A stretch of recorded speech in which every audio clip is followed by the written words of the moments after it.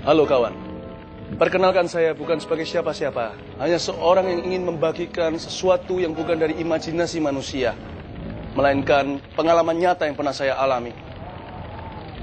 Pada tanggal 1 Januari tahun 2000, pukul 5 pagi, Tuhan membawa roh saya ke sebuah padang gurun yang sangat luas. Di sana sangat panas terik dan sangat kering. Dan saya melihat berbagai macam makhluk yang mengerikan, menjijikkan, yang belum pernah saya lihat sebelumnya, dan yang tidak akan pernah saya lihat lagi. Saya harus berjalan setapak demi setapak, hingga saya sampai ke sebuah tempat yang sangat menyeramkan.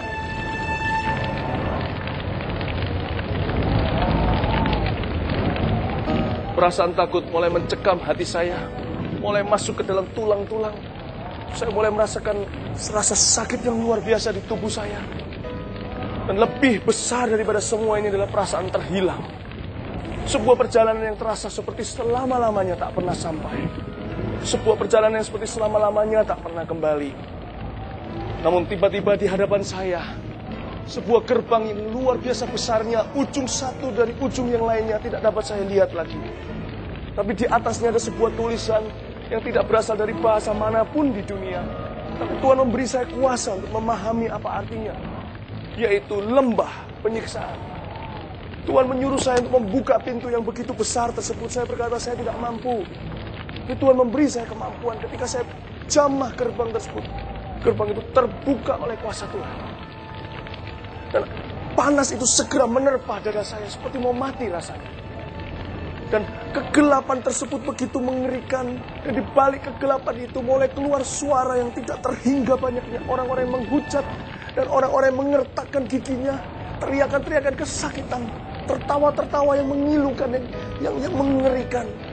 Dan ketika saya membuka semua itu, saya tahu saya akan mati. Tapi Tuhan memberi saya kekuatan. Dan saya harus menyelesaikan perjalanan ini untuk menceritakan kepada banyak orang. Apa yang segera saya lihat adalah sesuatu yang tidak pernah saya bayangkan, yang mengubah hidup saya selama-lamanya. Di dalam lorong tersebut hanyalah kegelapan dan penyiksaan. Di ujung lorong tersebut saya melihat seperti ada gumpalan asap yang membumbung tinggi selama-lamanya. Dan saya tahu itu berasal dari sebuah dapur perapian yang begitu besar tak terhingga. Namun saya tidak melihat apinya. Berarti jurangnya begitu dalam, tidak bertumpu kaki. Itulah lautan api yang dikatakan di dalam firman Tuhan. Tidak ada seorang pun, tidak ada bahkan malaikat-malaikat yang jatuh. Iblis pun belum ada yang dilempar ke dalam sana. Menunggu hari penghakiman yang terakhir dari Tuhan Yesus Kristus. Tapi semua orang yang sudah mati, sudah berada di dalam kuasa roh-roh jahat, sudah disimpan di tempat yang saya lihat di balik gerbang itu. Tapi belum seorang pun dilemparkan ke dalam lautan api. Di tempat orang mati itulah mereka disimpan untuk hari penghakiman yang lebih mengerikan lagi. Di sanalah iblis memiliki jiwa mereka selama-lamanya sebelum iblis pun dihukum. Di sanalah mereka disiksa seturut dengan dosa yang mereka lakukan di dunia. Seperti kata firman Tuhan, jikalau matamu membuatmu berdosa, cungkilah, lebih baik kau satu mata masuk ke sorga daripada dua mata dilempar ke neraka.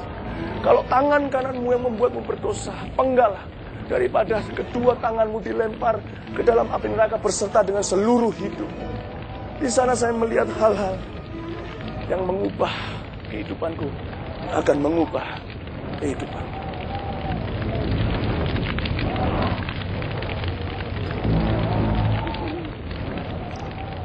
Saya melihat seorang wanita yang belum lama mati. Sebab dia berdiri di dekat gerbang di mana tempat saya berdiri. Dan wanita itu dikelilingi oleh begitu banyak roh-roh jahat yang ia layani selama hidup ini di dalam dosa. Dan saya melihat wanita itu diikat pada sebuah kayu. Dan iblis-iblis itu berkata, ayo berdusta, seolah-olah mempermainkan dia. Tuhan memberi saya pengertian bahwa wanita ini adalah wanita yang berselingkuh di dalam hidupnya. Dia tidak jujur dan menutupi dosanya dengan dusta di atas dusta. Dan dia tidak bertobat dari dosanya, lalu dia mati. Ketika wanita itu tidak berdaya dan berkata, ya saya berdusta. Saya kira iblis-iblis itu akan melepaskan dia. Tapi ternyata tidak. Dan iblis-iblis itu justru menarik lidahnya dan menyorongkan sebuah benda yang tajam ke seluruh wajahnya. Dan dimulai dari lidahnya terlebih dahulu. Dan ada seorang iblis yang lain yang menarik lidah itu sehingga putus dari tubuhnya. Saya tidak pernah melihat hal-hal seperti ini. Hal-hal yang saya lihat ini adalah hal-hal yang nyata, bukan imajinasi dan bukan mimpi. Adalah neraka yang nyata dan benar-benar ada. Meskipun segala yang terjadi di sana adalah supranatural, tidak ada orang bisa mati. Setiap orang yang disiksa pun tak akan pernah mati lagi. Tetapi semuanya itu nyata. Karena dunia, kehidupan yang selama-lamanya jauh lebih nyata daripada kehidupan yang sekarang kita alami. Dan wanita itu mengalami kesakitan luar biasa. Lalu lidahnya muncul lagi dan mengulangi lagi kejadian yang sama. Saya kira wanita itu sudah mengalami ketakutan yang tertinggi. Ternyata saya salah. Tidak lama sesudah itu saya melihat seorang pria dibawa dari dekat, lebih dekat ke api. Berarti pria itu sudah lebih lama mati. Ketika dibawa datang ke dekat wanita itu, saya baru melihat kengerian di wajah wanita itu. Bahwa setiap orang mati yang hidup di dalam neraka tahu bahwa ketakutan terbesar mereka adalah lautan api. Kematian kedua yaitu murka Allah yang selama-lamanya.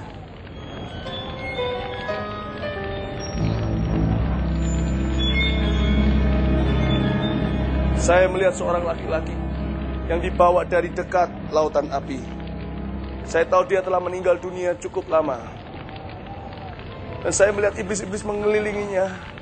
Dan laki-laki ini tidak lebih daripada sebuah tengkorak dengan daging yang sudah meleleh. Saya tidak pernah melihat hal seperti itu. Dan seperti tengkorak ini megap-megap seperti memohon belas kasihan. Ketika iblis-iblis itu menyerukan kepadanya, ayo masturbasi, ayo masturbasi. Dan saya kira mereka akan menyiksanya atau meninggalkannya. Yang mana tidak mungkin meninggalkannya. Tapi bukan semua itu yang terjadi. Mereka membiarkannya, mendiamkannya. Lalu tiba-tiba keluar dari dalam tubuh dan tengkoraknya. Keluar ulat-ulat yang tidak pernah saya lihat ada di dunia ini. Dimulai dari kemaluannya, lubang kemaluannya. Dan mulai dari lubang matanya, lubang telinganya. Dan mulai keluar ulat-ulat ke sekujur tubuhnya. Dan menjilat daging yang telah meleleh. Hati saya hancur, saya berseru dan berteriak, Tuhan tolong, belas kasihani, ampuni Tuhan. Dan ketika saya menjerit-jerit berkata kepada roh jahat, jangan, tak seorang pun dari mereka yang dapat mendengarkan saya. Tak seorang pun dapat melihat saya. So saya berada di sana, berada di neraka. Karena Tuhan yang mengurapi saya untuk melihat semua ini.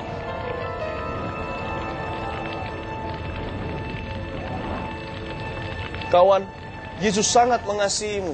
Karena itu ia memberikan kepadamu kesempatan untuk bertobat lewat kesaksianku. Ia telah mati bagimu 2000 tahun yang lalu untuk menebus dosamu. Dan pada hari yang ketiga ia sudah bangkit. Terimalah Yesus sebagai Tuhan dan Juru Selamatmu secara pribadi.